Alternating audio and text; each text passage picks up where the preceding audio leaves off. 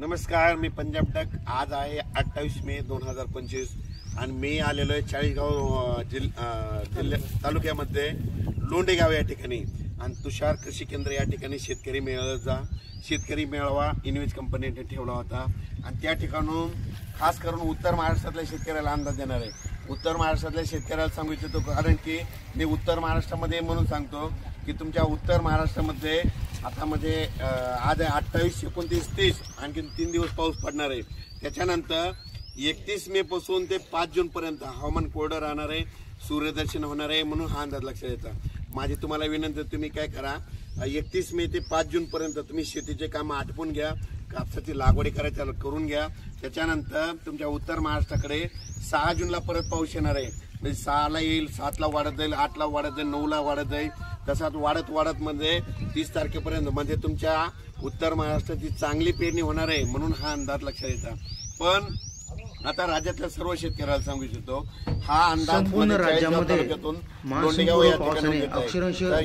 राज्याच्या शेतकऱ्याला सांगतो, तुम्ही काय करा, आणखीन आपल्या राज्यामध्ये महाराष्ट्रामध्ये पूर्व विदर्भ, पश्चिम विदर्भ, दक्षिण महाराष्ट्र, उत्तर महाराष्ट्र, कोकणपट्टी, खानदेश, मराठवाडा जवळपास 30 मे पर्यंत भाग बदलत दररोज पाऊस पडणार आहे, मुसळधार, कुठं वावणे कुठं रिमझिम। त्याच्यानंतर 31 मेला लगेच वारं सुटणार आहे।